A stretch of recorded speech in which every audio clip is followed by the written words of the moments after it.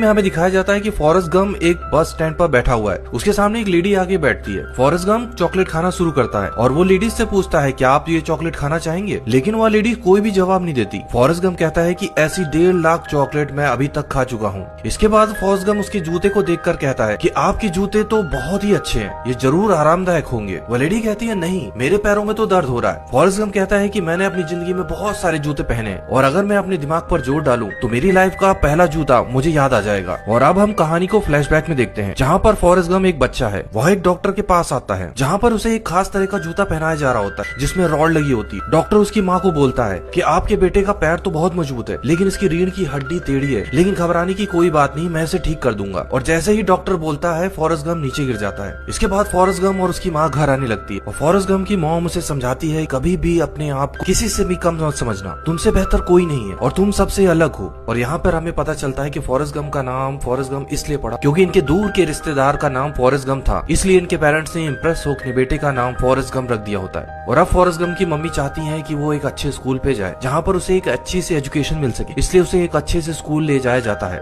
लेकिन वहाँ के प्रिंसिपल कहते हैं कि इस बच्चे का एडमिशन यहाँ पर नहीं हो सकता क्योंकि इसे किसी अच्छे स्पेशल स्कूल में पढ़ाया जाना चाहिए जहाँ इसकी अच्छी एजुकेशन हो सके। लेकिन फॉरेस्ट गम की मम्मी के बार बार प्रिंसिपल को मनाने के बाद फाइनली फॉरेस्ट गम का एडमिशन वहाँ हो जाता है। और फॉरेस्ट गम जब पहले दिन स्कूल अपनी बस में जाता है तो उसे अपने साथ कोई भी नहीं बैठाता। उसके पास एक छोटी सी लड़की बैठी होती है जो उसे अपने साथ बैठा लेती है। इस बच्ची का नाम जेनी होता है और अब फॉरेस्ट गम और जेनी दोनों अच्छे फ्रेंड बन गए हैं। फॉरेस्ट गम और उसकी माँ घर पे अकेले रहते क्योंकि इनके पिता नहीं होते। इनकम की वजह से वह लोगों को अपने घर पर एज अ गेस्ट रखते हैं, इसलिए यहाँ पर लोगों का आना जाना रहता है। एक दिन उनके घर पर एक सिंगर आता है और जब वो गिटार बजा रहा होता है तो फॉरेस्ट गम उस पर अजीब सा डांस करने लगता है। कुछ दिनों बाद जब फॉरेस्ट गम की मॉम टीवी देखती है तो जो गेस्ट उनके घर आया होता है वो अपने कॉन्सर्ट